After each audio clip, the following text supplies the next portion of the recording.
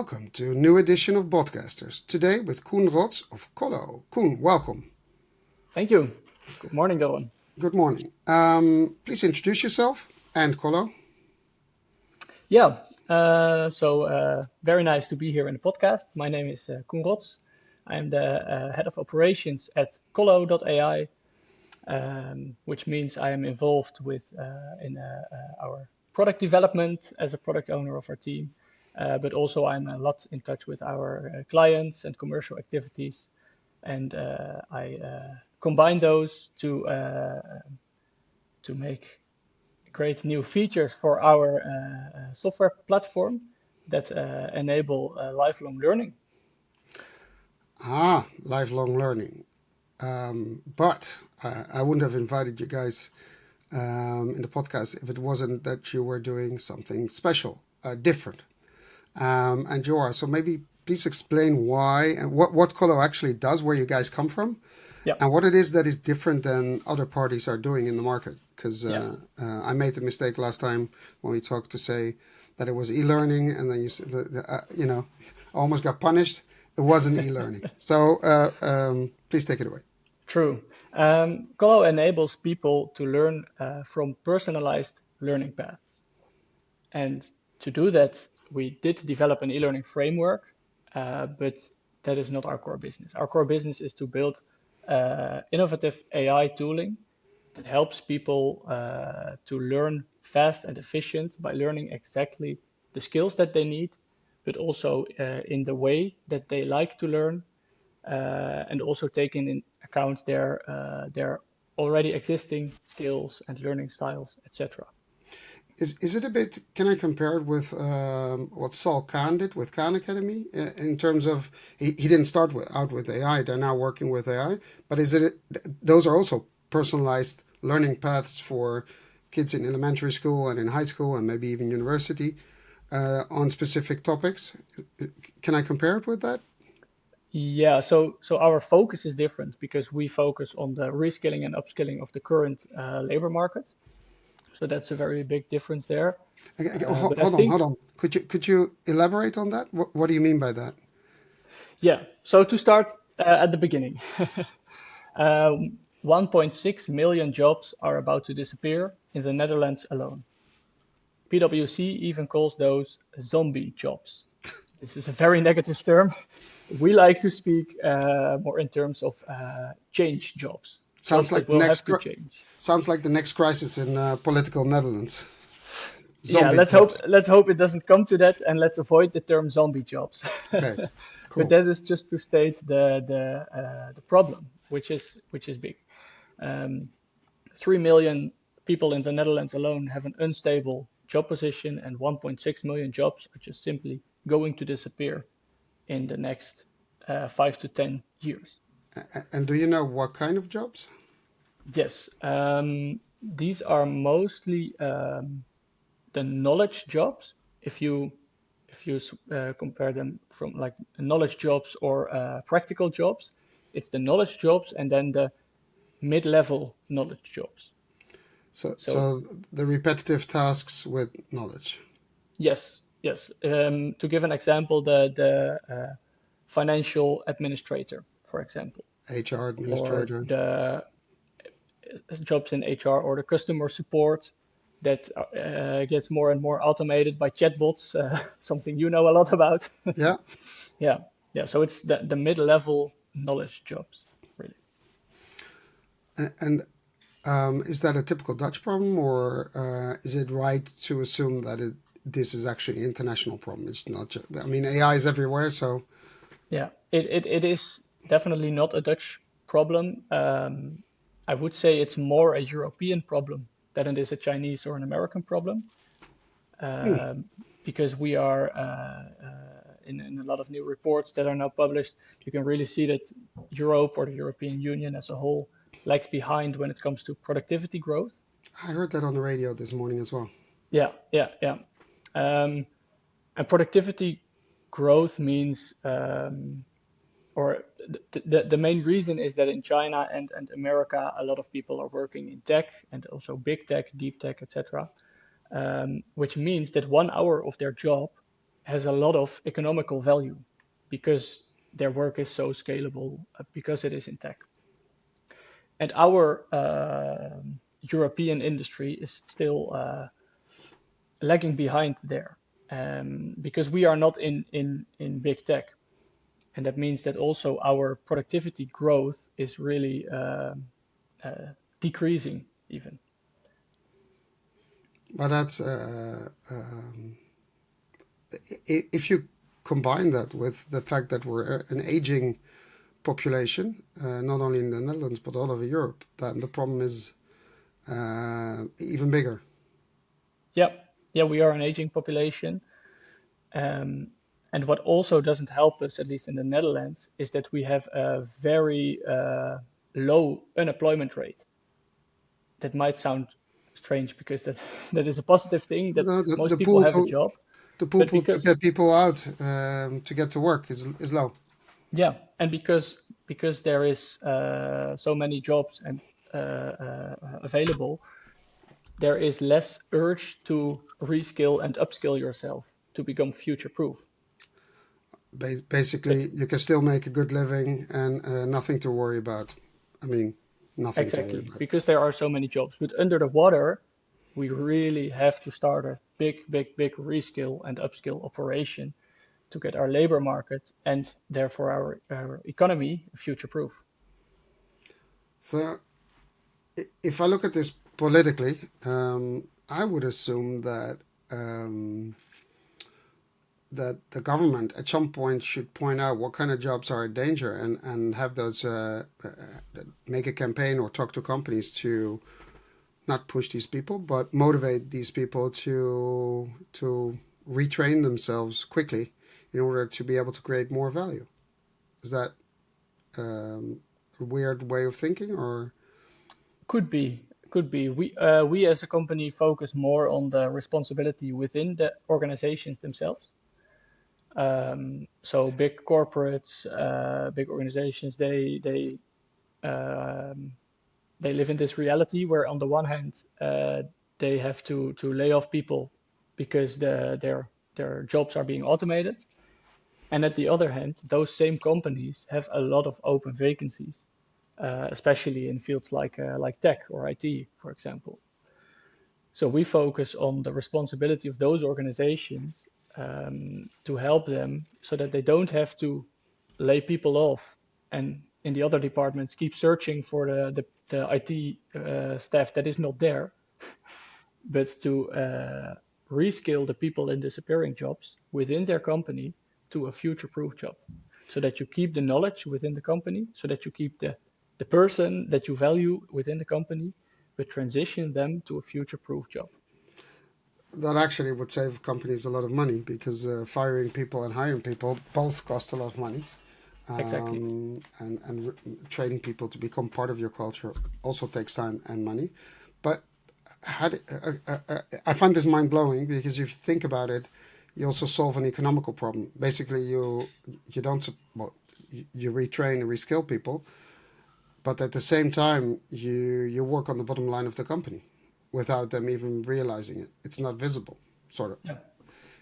Only if they lay off people and hire people, then it's visible. So if they use you, then so that it's an economic.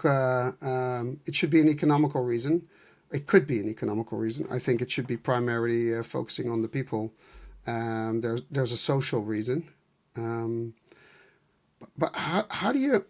I'm trying to picture this that someone I don't know works in customer service and then all of a sudden he's a techie or she's a techie or how do you find these people? Because I'm pretty sure that someone who has worked for 20 years in customer service has no idea he or she could be able to be a techie.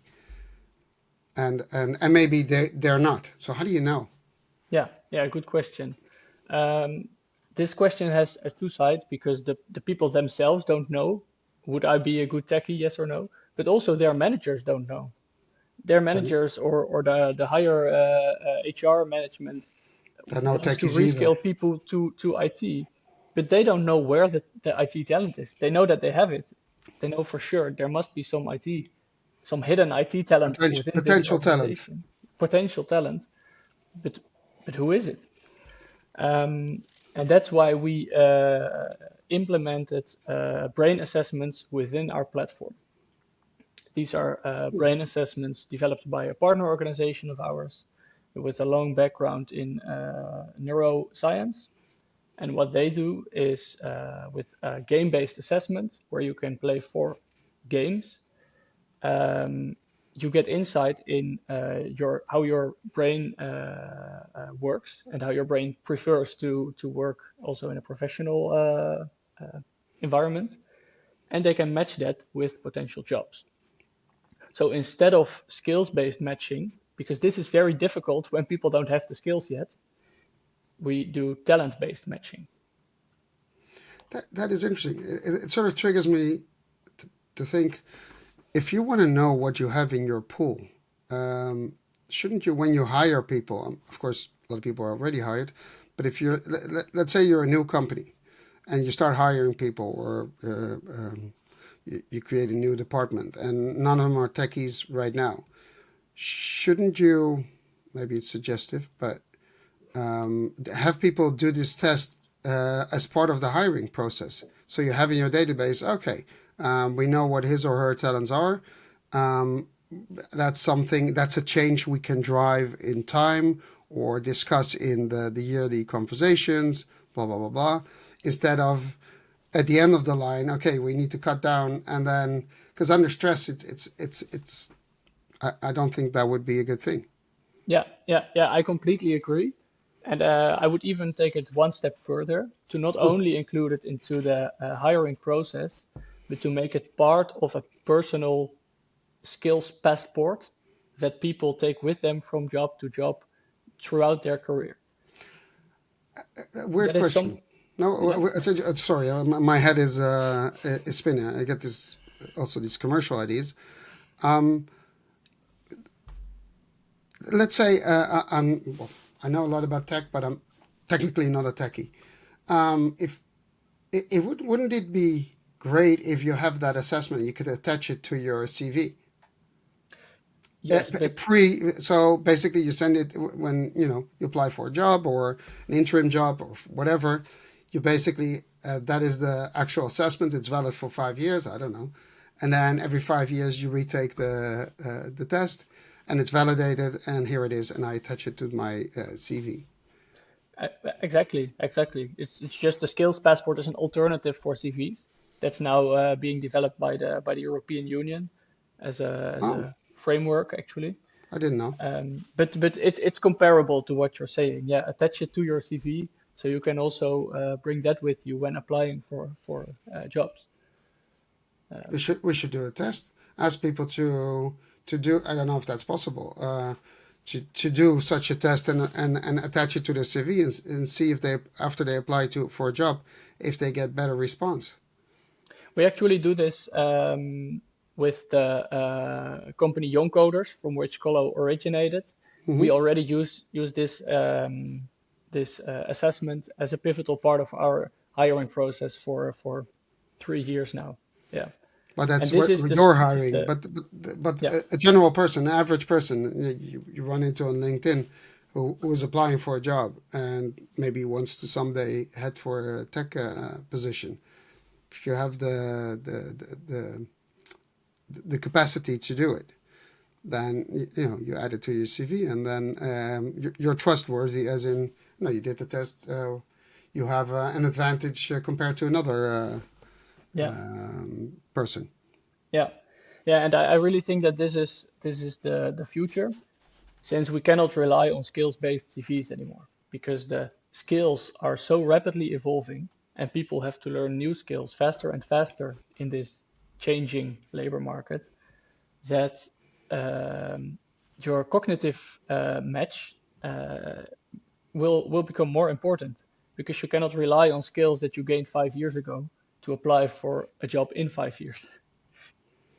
That's and you have, as a potential employee, you have no clue that as things develop, what you want to do in 5 years. You know what you want to do now, but that's why you apply for the job. Yeah, That's actually yeah, interesting. That's how it comes together. Hmm. yeah, yeah.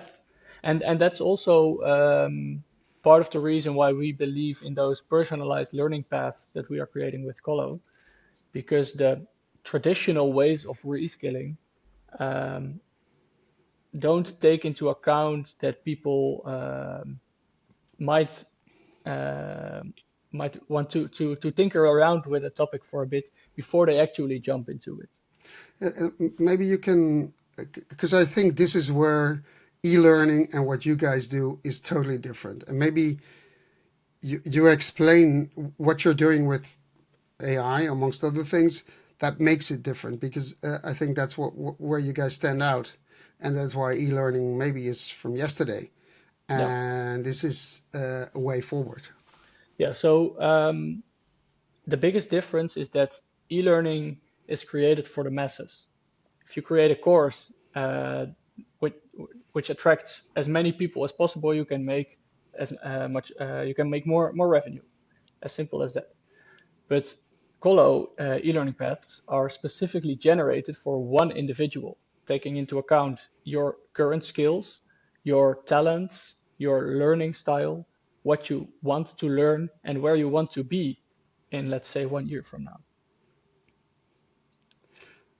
So And it is a digital way of having your personal teacher, something that was always only something for the super rich to have private education.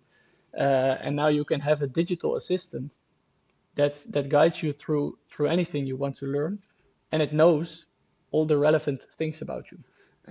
and do you guys measure or have any knowledge on how much more effective it is? I can imagine that it's the same what Khan Academy did and proved that why do regular school systems fail? Because they have a program, they stick to the program. Once you, let's say you get sick, you miss a topic in math, and the rest is based on that topic, and you just you get stuck because you don't have a grasp of that specific topic, and the teacher says here's the homework, have fun, Yeah, and usually in Holland the kids need to take a tutor in order to take that hurdle, which is ridiculous because you're going to school and that yeah, should be enough. um, and what Khan Academy did is like they go over and over on the same subject in order to make you get a grasp of it. And if they can't figure out, if A doesn't work, they try B, C, D in order to get you to understand. And only then you can continue, which sort of almost guarantees success in the end because the basics are good. And it sounds a bit like you guys are doing the same um, to help people get the basics in order to build on that. yeah, yeah. So what you can do with the power of AI is generate new chunks of learning content, new parts of the learning path, taking into account the previous progress that somebody made. The So if you speed. can see a person struggling on one topic, you will repeat that topic in the coming bits Mm. of content. And this is something you can never achieve with regular e-learning because it's just one course from A to B, and that's how it is. And you can take a quiz or an exam 5 times, but it doesn't change the course. And how do you manage if you have a course and the content changes? There's new information, new knowledge. I can imagine if you have something about tech that evolves really quick. Let's say if you want to be an expert in LLMs or programming for AI, Yeah. that is at lightning speed momentarily. So how does one gain the knowledge? Because as soon as you finish your course, basically whatever you know is outdated. Yeah. So one thing is that we generate on the spot, so that you always have the latest version or the latest knowledge available. During the course. Yeah, So basically, you're in the middle of a course. There's new knowledge, new information. You add it to the course, and that immediately gets implemented. yeah. So it's a two-step approach, I would say, because of course also the challenge with AI generated content is how do you validate the quality of it? And if you offer everybody a personalized learning path, you cannot validate thousands of courses. That was my follow-up question. Thank you. Yeah. So that's why we are now also rebuilding our course structure so that validated pieces of content can be used across different courses. So a chapter is not anymore bound to the course in which it's written, but the chapter can occur in a lot of courses, let's So say. you're creating a general database with knowledge, which Yeah, applies to a certain field, and basically you can pick up the knowledge from the database and enter it into the personalized course. exactly. And by doing this, we can also ensure that the validated content is always up to date. Because whenever there is a new version of JavaScript or there is a new LLM revolution, you just click regenerate or have the course rewrite itself and validate it again, and then you have the latest updated version. So who does the validating? So first of all, AI. So you have AI validate itself. Yeah, but in different roles, right? We have Okay. these The different agent. AI agents. Okay. So the AI agent that validates the course is another one than the AI agent that writes the course, for example. So first of all, there is AI that validates the course, and then second of all, we work with a lot of benchmarks. Um, Although they are in this rapidly evolving LLM world, the benchmarks are not really trustworthy yet. So it still comes down to human validation. And of course, we hope that this won't be necessary anymore in the future. But for now, it's still important to validate courses, yeah, by an actual human. But okay, I was going to say what kind of human. That sounds really stupid. But I mean, how do you know that the person who is validating actually has that last knowledge, a good grasp of the last new knowledge? So a matter expert. Yeah, yeah, that's simply by trust at this point. We trust our people that validate our course, that they are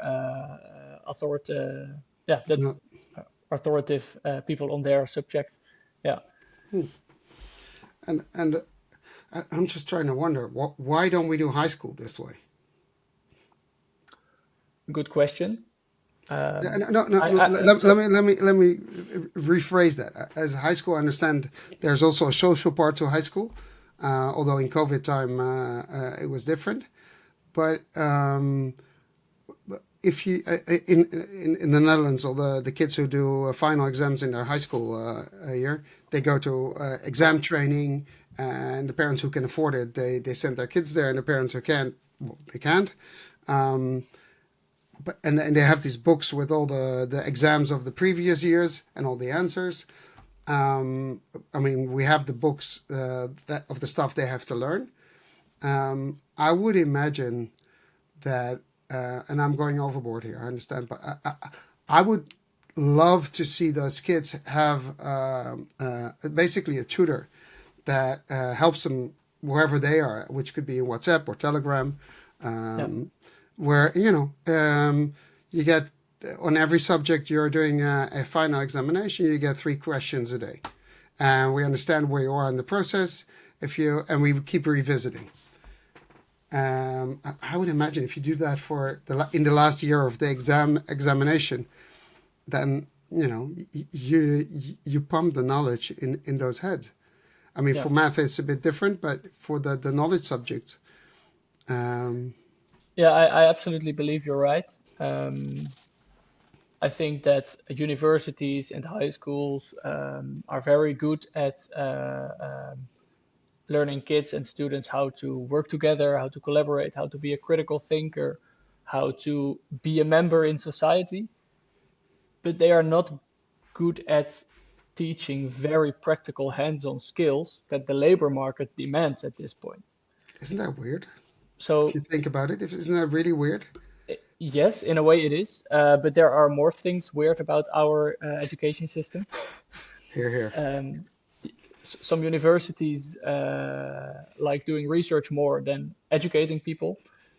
personally, I also find that a bit weird, but Well, that's it should another be a mix. topic. It should be a mix of both. Whatever you learn in research, you try to transmit as knowledge, but Yeah, it's but if you generally if you known go to the universities, the professors there are working there because they like to do research, and they they're are not not good working there teachers. because they are good teachers. No, I But understand. There's a big difference. so I completely agree that I think learning practical hands-on skills has to simply come from different solutions because our schools are focusing on other also important subjects. However, we as Collow focus on the reskilling and upskilling of the current labor force.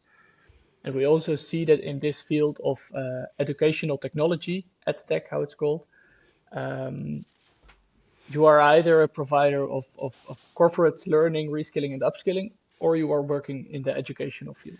The, And the, there the, are the reason those I asked worlds it, are so different that I there are, understand. I understand, Koen, but the reason I asked it is that if you, as a kid in high school or in university or in any other learning institute, are used to getting your knowledge in the way you guys do it, then basically it's so logical to continue doing that while you're at work. So if you want to change the way people learn, you need to start before the corporate experience, because then you get the people actually asking for Collow or another solution. No, this is the way I learn, and it's made for me. No matter the knowledge, it does it the way I want it, yeah, and that's part of the problem. It's you said it's everything is made for the masses, and a lot of people don't consider themselves part of the masses or have a different way of learning. They're very capable, very talented, but if you have to learn the way the masses learn, they get stuck. yeah, yeah, So that's why I thought you need to yeah, start earlier in order yeah. to make it a thing, a part of your life. Yeah, I get your point, but picture this: we live in a world where everything we see and touch is personalized. When you go to the supermarket, you have your own personalized discounts. I have my own personalized discounts. When you go to Netflix and you want to watch a movie, we get different recommendations. We have our Spotify Wrapped. Algorithms, We have our personalized social media feeds. So Amazon, your personal suggestions. exactly. So I think that personalized learning shouldn't be such a big change for people. Actually, the field of education is lagging a bit behind because everything around us is already highly personalized. Education just isn't yet. Would you be open to do an experiment with high school? Um, Very much, yes. Okay. Yes, I would. One of a person who was a lady who was in my previously in my podcast. She's in education. She trains teachers, and she's also head of a school, high school. I can ask her, see if she's open to it, or and has has a view on both. I'll Yeah, ask.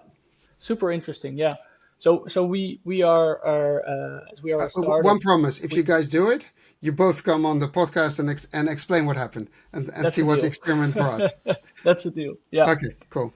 Yeah. No, as a startup, we have to have a starting focus, and for us, the starting focus was so reskilling and upskilling of the labor market, and then also specifically in the field of IT, because that is where a lot of job demand is, and where people need to learn a lot of new skills. But we can already see the requests from our clients are way broader than just IT. So we started out with IT, like, okay, we're going to build a product that works very well for this market. But now we are already working in consultancy and in pharmacy as well. So why not pilot a high school? Okay, cool. I'll call. I'll send an app later today. Yeah, cool. We could put it if it's happening. We'll put it under the post when we post the podcast. Yeah, yeah, I'm really Um, curious. yeah, me too. Especially because when I look at my kids, how they learn. I have three kids. They all learn differently, um, and there were all of them were fighting the school system because it's so stupid. and you miss something. As I said, my daughter previously, my daughter was a lot in the hospital, so she missed a lot of school, Yeah. and that would have been so easy. Okay, here, continue. It's your path on all the subjects, and boom, and she wouldn't be behind at the time. So I see the value in education, and whether it's corporate or university or high school, it really doesn't matter.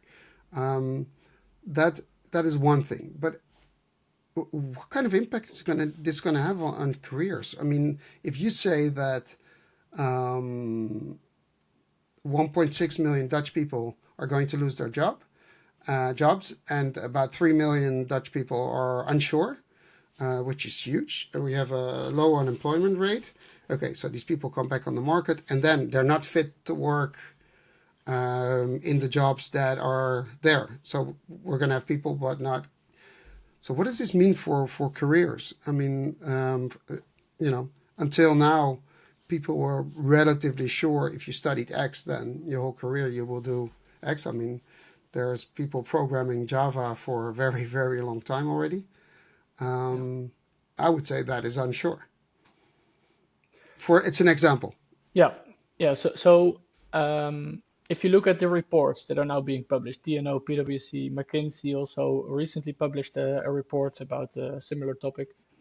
All of them state that careers have to become more flexible. But that's so general. I mean, no, That's I'm not trying to yeah, yeah, be mean, but everybody, it's almost a cliche to say, oh yeah, we have to be flexible. Please be more specific, because yeah. I know you have more specific knowledge on this. So help me out here. Yeah. An important factor is that okay, we have to become more flexible, but that also means that education has to become more flexible. But what do you mean by But flexible? yeah, so traditionally, an upskilling program would be like a train ride from A to B. You start here, you take the train, and then you end, and you get your certificate. Congratulations. Okay. And then maybe that takes you a year or 6 months, depending on the programming specific. But with the market and the skills needed so rapidly evolving, we cannot wait for a year to develop a full year study program and then have people start that program and then slightly make the program better. And then in 3 years from now, we say, look at this, we have a very good educational program. Because then you are already 3 years too late. So the reskilling and upskilling of the market has to look more like a metro system, where one day you might take route A, and then the other day you take route B, and then the next day you maybe take a bit of route C, because those are the skills that you need at that moment. Is that? It sounds a bit like going on a train, but there is no endpoint, in the sense that it's lifelong learning. If you look at AI, the way it's developing, I mean, you could be an expert today, but that's in what was the knowledge of yesterday. Yeah, If you want to continue to be an expert, you need to do a lot, but also learn a lot. And if you see the amount of knowledge that is published on LinkedIn and everywhere else, it's impossible to keep up. So is that what you guys are? It's an example, I understand, but is that what you guys will be doing? It's like, okay, you're in this course, you're on this path to be an expert on XYZ, and we keep continuing to add knowledge to that, and then we'll keep presenting that. So you yeah. start a process in Collow, but basically it never ends, sort of. That's very much true. That's also part of our business model. You can reskill or upskill yourself to a new job on Collow, but when you reach that point, you don't stop. You simply continue learning by adding more and more bits of knowledge to that learning path. So you're So more of a you're career assistant than or travel guide or something that takes you by the hand and is there alongside it's you during your career. It's exactly like that. It's a private tutor that knows everything. So today it might be a coding coach, and tomorrow it might be, I don't know, managerial coach when I want to, when I have a different position and I need to manage people, which I've never done before, for example. And then the day after, it becomes a finance coach because I just lack the knowledge to do my job in that regard. Um, So, so basically,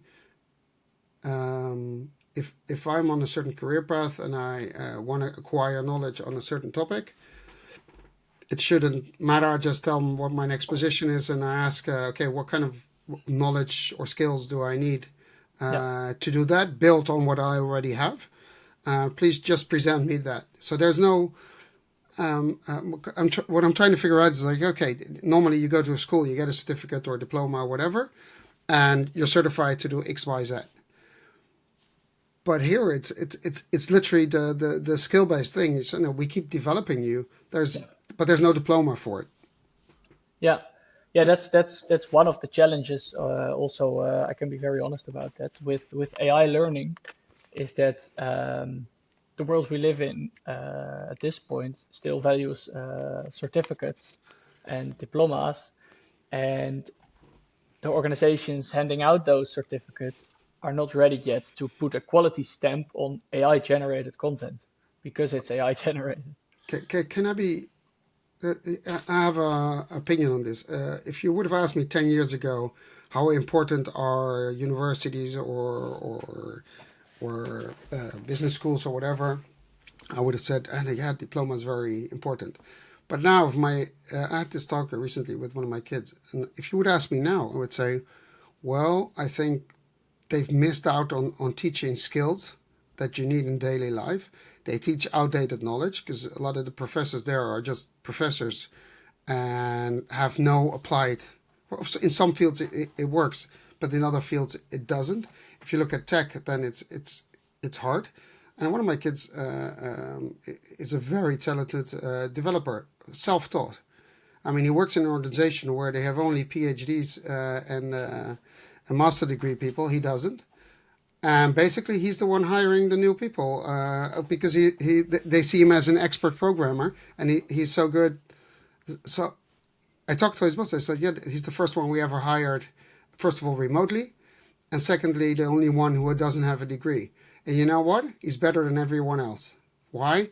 Because he's self-taught. He understands how to acquire knowledge in the most efficient way for him, and knows how to apply it. And that's why I was so interested in what you guys are doing, because I see in my kids that they learn differently, and that's what's missing in our current systems, and not only in the Netherlands, you hear it everywhere.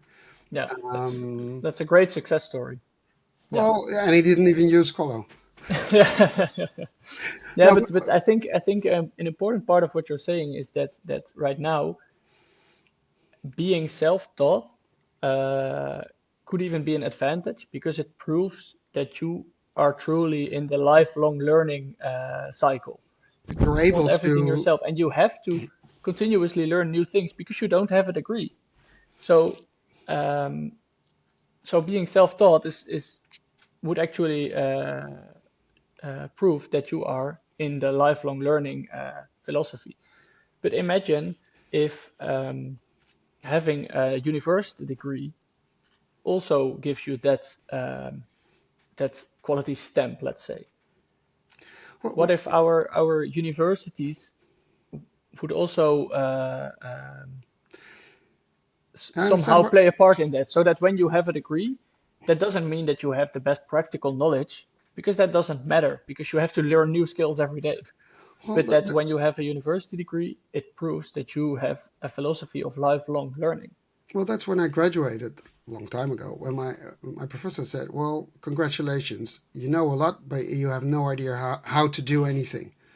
And I never knew what it meant. And then he said, "Well, if you don't know how to use a broom, then you cannot manage or teach someone else how to use a broom. So make sure you understand how to use a broom." That was an example. It wasn't about the Yeah, broom, but it was you need to understand what's being done in an organization in order to manage it.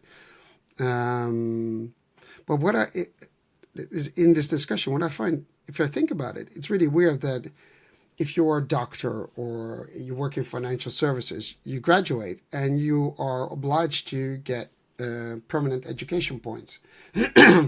Basically, the lifelong learning, in order to be inscribed in your professional register or registry, you need to keep updating your knowledge, and also for lawyers. But I'm an economist by origin. You go out of university, good luck. And basically, the moment you leave university, everything you know is, outdated. The practical world is really different than what they teach you in university. The only thing they've taught you is a basic set of knowledge, which you can build on, and how to learn. Not so much how to apply, but really how to learn. And I would be delighted to see that, graduates of universities actually come out and they keep being attached to the university in a lifelong learning program in the field of expertise they have. And that's their guide in their career. And if they want to take a different exit, that's fine.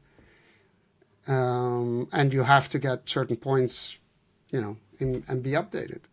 That would be great. I think that because you don't get to get lazy and comfortable, because that's a bad thing. And that's actually a good point, and that's what's happening right now. It's because we have a so stressed out labor market. People don't feel the urge to continuously learn new skills because, they are very comfortable knowing that there are a lot of vacancies out there. But at the same time, as we discussed earlier, the productivity is decreasing. We are really lagging behind. Our economic growth is actually slowing down because organizations cannot find the people with the right new digital skills. Would you be able to use your software in the other way around? And you're going to say, what the hell does he mean? And that's a good question. If you know everything about me, right? I gave you that information, and you know what you taught me. You know what I can. You would say, "Hey, I saw this job. It's near your house, and it would be a total fit. The job description would be total fit with who you are and what you can do." So basically, if you're the guide in my career, would it go look for? Would it be able to? I mean, of course, the employer wouldn't be happy, but would it go look for jobs for me? That's you haven't considered it. I know that. Well, it's an interesting philosophy, and there are actually great tools, of course, who match people with vacancies. Yeah, but this goes a layer deeper. Yeah, because it's actually about me. Yeah. And my knowledge, and skills. Sorry, that's just it just entered my mind. I had to. It's very interesting. Yeah. I can definitely see something like that, but it would be a combination of existing matching tooling with our tooling. Yeah, because we have no interest in developing an entire vacancy data bank and matching people, I understand. Because then we lose focus on the educational part. No, I understand, but I would imagine that if you're an outplacement bureau, right? Company you would basically automate the process in an extreme scalable way. And if you look at career paths, the more people you follow, the better you get in understanding what a logical career path and the next step is. So I would assume you, at some point, if you have enough data with your algorithms, you would be able to predict, okay, this is at this point in your career, given who you are and what you're doing, this would be a logical next step. You would be you would be the career manager, going from, you'd be my guide in my career and suggesting next steps. And I can say, no, not right now. Okay. When do you want me to come back? Well, half a year. Okay, cool. Yeah. I don't know. I just see it happening. It's a good thing we're recording now, not live, so you have some time to think about it. No, yeah, I completely get the philosophy. Let's say, yeah. Yeah, super interesting. I understand you need to keep your focus, but there's the more data you get, the more doors it actually opens. And now we're talking about data. You have at some point so much information about a person. How do you guys manage privacy security? Because that must be a huge thing in your company. Um, well, actually, the data is not even that elaborate. So we have the data from the assessment partner, but that is all secured by them Okay, because they own that data. And all the data that we have is they own the just data, or the person owns his own data, or they own the metadata. that's a fair question. That You don't know. no, Okay, the fair answer is I don't know. no, that's okay. Yeah. So the data that we gather only has to do with learning progress. So, okay, how many times did you try this question? How far did you get with this learning path? Um, and any other information that the user decides to give us. So if a user wants a more personalized learning path, they can upload their CV so that we already know what their current skills are. Um, but we don't know this by default. We are not like we don't scrape their information in what way or another. We just track what they do on our platform basically. Yeah, but it's still about me. So I hope that it's as secure as possible. And the other thing is you use AI models, and you have data going out of your personal data going out of your company to the AI models, or it's just on the content, or you have them you run them locally. How do you guys do that in order to safeguard? Not, I don't want to have your technical blueprint. I'd love to, but I'm not going to get it.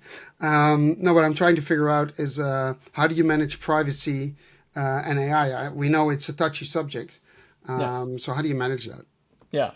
So all the content that companies upload to our platform, because of course a lot of the learning paths are also tailored to what the organization needs and how the organization works. That data is uploaded in our platform and sent to the AI in a secure way so that the AI models don't use it to train their models. Okay.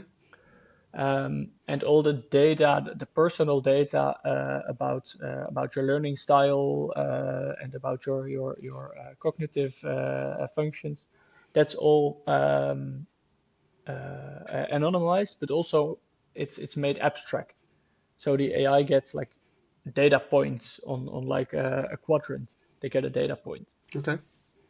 and they don't know which human is behind that data point. Let's say So they can connect the data to an individual person.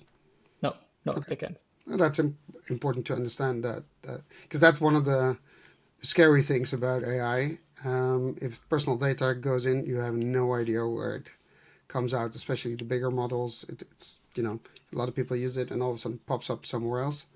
Yeah, That's especially if you're alongside the person in his or her career.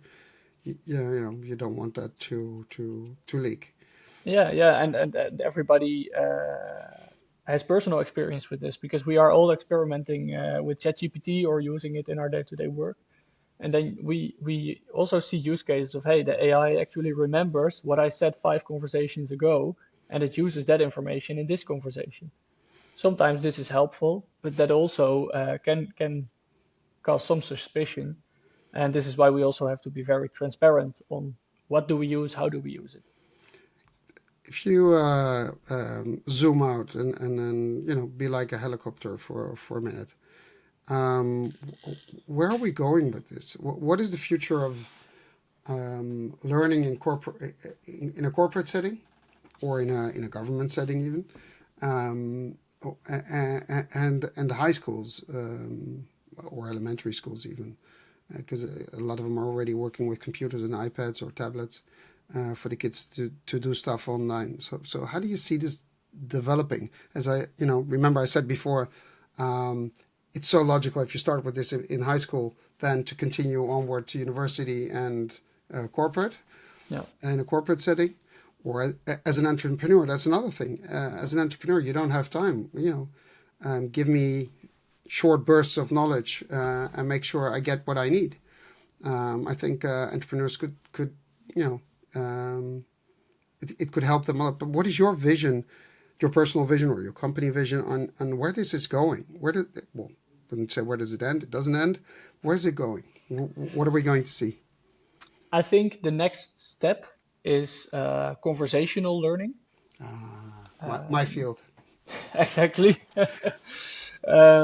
So now we can we talk in terms of learning paths. I've used that word a couple of times, but I think the next step is that it's not a learning path. It's just one continuous conversation you have with your digital assistant or your education assistant or however that's gonna look.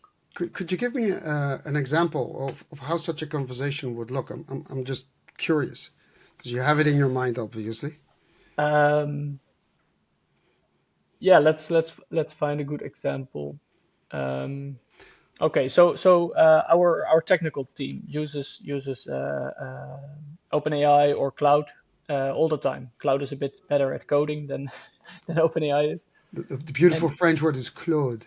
Claude, Claude. my apologies, Claude. No, no, no, don't worry. Yeah, He's not listening. yeah, luckily. So right now they ask questions to those models all the time. Like, okay, I have a bug, help me find it, or how do I run this or that program? And I can imagine that it would be not several conversations, but just in the end, it will just be like you talk to your tutor, and that he knows everything that you also asked in before, and it remembers that, and it uses all those things in the learning path that it creates. So the conversation could look like this: okay, help me find this bug, and then the AI helps you, and it gives you the fast answer, which is great because you're just busy working and you want an answer as fast as possible. But then at a later moment, when you are more in a learning mindset, it remembers that you asked this question and it says, hey, but I generated a small micro learning for you to help you understand why you had this bug in your code and to learn how to, well, I lost the word. Well, how to code without that bug? Uh, exactly, exactly. That Um, sounds like a productivity hack, because if every time you make a mistake or you find a mistake in what you're doing and AI helps you correct it and then teaches you how to not make the mistake, um, of course you get better at what you're doing, but you make less mistakes. Basically, you generate more code if you're a coder in the same amount of time because you make less mistakes. You don't have yeah, to ask to debug it. Um, so that sort of brings us back to the beginning of the conversation where we have a productivity problem in Europe, Netherlands, but in Europe. And there's ways to solve it. Now, this is for coding. But I can imagine that if you are, I don't know, a controller in a company, that you, in your, it's risky, but in your AI, you upload the data. You say, well, can you analyze for me what I should focus on? Because it's too much data to analyze quickly. yeah. And where's my leak? Or where? I would imagine that's also what's happening. And then it teaches you, okay, if you see this kind of problem, you have to look there and there, and you probably find it instantly. And then, And I learned and something. imagine what if that AI says, hey, you just uploaded the Excel file, um, but remember your learning goal is to gain more technical skills. So why not solve it together using Python? Damn, I didn't think of that. So basically, write a piece of code that solves the problem. Yeah, You, and you you want me learn and you want me work to teach you? Oh, exactly. And that's really learning on the job, right?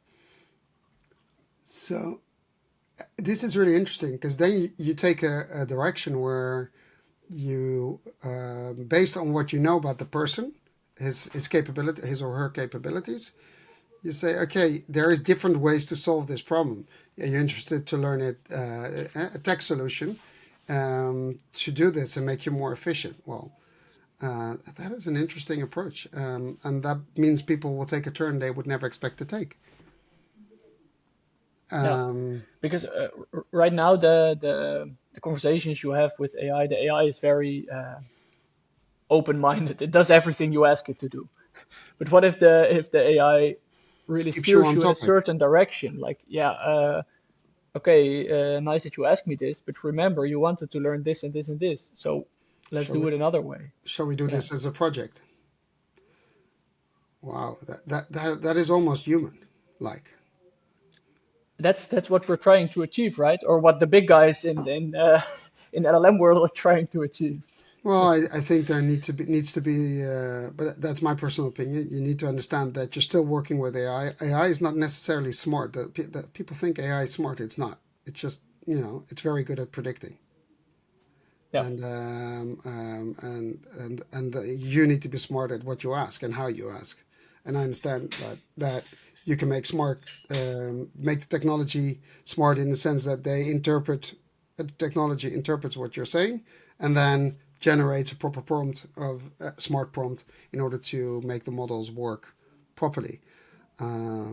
I understand that, but I think it won't work without people. That's sort of my conclusion for now. In future, it might be different, but also in the medical field, I would yeah, expect AI to be the assistant, the co-diagnostic person, looking into the file with you and saying, "Oh, have you thought about the following five options? yeah, And if you do, you need to do the following tests. Shall I initiate those and make the appointments?" Yes. yeah, I think that. I would be happy if we were heading there at some point. Still human in the loop that thinks and is creative. yeah, But what I see happening is that AI is faster at analyzing data and faster at connecting dots, which if you lack a piece of knowledge, which the AI doesn't lack, um, um, that it can help you be better. It can augment you as a person, yeah. and that's my opinion where the value is. Yeah, yeah, and I think that's like the future philosophy, but in a way that's also how we work now. There is always a human or our tech team who connects all the AI agents and trains them in different ways, and then all those AI agents are on their own way better in what they do than a human could ever be. But there is a human connecting them together, training them, etc. Yeah, and at some point, you've done it so often that AI understands what to do, but you still need to have a human in the loop. Yeah, Because at some point, the human still develops the new technology. There's someone that had a creative idea. If you, one final question, if you um, could give an advice to companies or HR departments that are struggling, and you see so many companies on the market with e-learning solutions and this solution and life training, and it's a huge business. I'm sorry to say that education has become a business in a way, where and it's about a lot of money and not always about the value. And as you said before, it's diploma focused, and then companies ask for diplomas in their advertisements where it doesn't say anything about what you can actually do. What if companies say, okay, we're done with hiring people just for the diplomas? How do you make the transformation to hiring skill based and then, of course, educating? But how do you do that? Where do you start and what do you look at? well, the first thing that comes to mind would be that companies would have to use way more assessments in their hiring process. Uh, because if you say skills matter, then you have to assess those skills, and that's not going to work by self-assessment because I can put any skill in my resume, but that doesn't mean I actually have the skill, and it doesn't say to what degree I have the skill. So assessing is very crucial there. But picture this: if I am looking for a job and I'm applying to 5 jobs, and for each of those 5 jobs, I have to make another assignment or assessment. Yeah, that's That will that's also not gonna work from and the the cost employee point of view. and the So, cost. and the costs are huge. So I imagine, and then I come back to the European Skills Passport, that we have one standard with certified skills, which proves I have this skill at this level. Um, and that is not based on self-assessment, like a resume, but that is based on an actual assessment that's behind it. If you could send me the information about the European Skill Passport, that'd be interesting, or post it under the where we post this, Yeah. so other people, or I can integrate it in my post. Um, and then the final question: Do you see? Do you envision this kind of learning, which is really different from a standardized e-learning? Basically, the personalized learning. You see that as the replacement, or not the replacement, the cohabitating in schools and universities, that you get like a dual way of learning.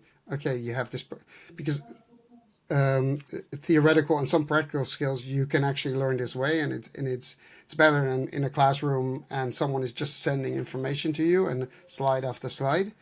Um, would you can you imagine that you would get a Harvard degree, um, and I'm not saying using Collow, but in general using guided education with AI, and it could be Harvard, could be whatever. It doesn't matter. It's just a name. Yeah, I can definitely imagine that. I can already see use cases of universities where people learn, or where students learn the actual hard skills uh, by themselves on an e-learning platform, and then in the classroom they learn how to apply those skills and how to be creative with those skills. I can already see that happening. Um, for AI, we still have a long way to go because universities, yeah, value their diplomas highly, Yeah, and forget and that. how are Forget. you gonna put a certified stamp on something that's generated by AI? That's still a long way to go. I understand, but if we're moving towards a skills based passport, or whatever the name is going to be, then I would assume that skills are skills, and it doesn't matter if you're a good programmer, if that's a Harvard skill or Yale skill or a Dutch University skill, or something else. You have to either you have them or you don't, and that's at a certain level. So that's the point I want to make. I think, especially in the States, that the universities are business models. We've seen that in the past year, but the amount of money that goes through these universities, it's ridiculous. So if you take a step back, maybe that model is, given your type of technology, that model is going to end, because if they can educate people but they have no skills, or they all have the same skills, which is makes no sense either, and that's often the case, then the value is actually very low. Then it's just a name, not a. It's like a brand name, but it comes from the same factory. So my assumption is that you are right, and that those business models are going to be gone. Yes, you're going to have universities, but they're going to have a different role, and maybe for a limited amount, a lower amount of studies that make actual sense, like for legal or doctor or whatever, or the Yeah, very or physical sciences. But for other studies like history or whatever, I would imagine that you can learn a lot with AI. yeah, yeah. I also really hope that it's going that direction also in the educational world. Um, and you can already see it. The example you named about Harvard. Harvard graduates are not hired because they had the best education. They are hired because they have the best connections because they studied at Harvard. Yeah, which It's well, at some point. That's part of my problem with these guys at institutes, because they all are trained in the same way.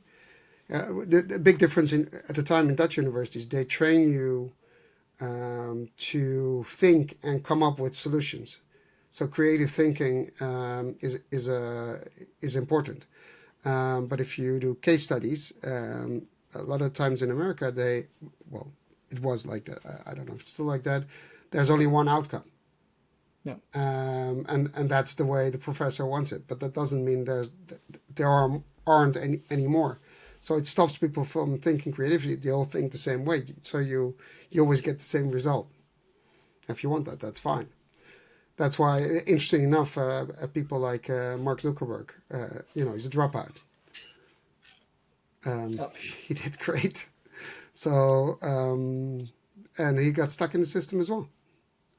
Yeah, yeah, So that's true. And I think we could use more role models here in the Netherlands, like Mark Zuckerberg, or like your son, I because we don't, don't really have those role models. I don't think he wants to be in the spotlight for being a good Let's pick coder. someone else then. No, but it's they're doing that in the Netherlands with Codem. I don't know if you know that, and it's free to learn coding, and they're generating. It's really interesting. It's not the highest level, but Yeah, it's a start. yeah, yeah. They're doing great work, definitely. Yeah. Um, Koen, I would like to thank you. I found it a very interesting talk. I think we have some points to follow up. See Yeah, if we can do an experiment with a high school, and see what happens. yeah, yeah. Super nice. I'm really looking forward to this experience. Very curious on how that will play out. And thanks for inviting us, Doron. It Oh, was a thanks. pleasure. And Thanks for talking to me. yes, it was a very interesting talk. Thank you. Bye bye. Bye bye.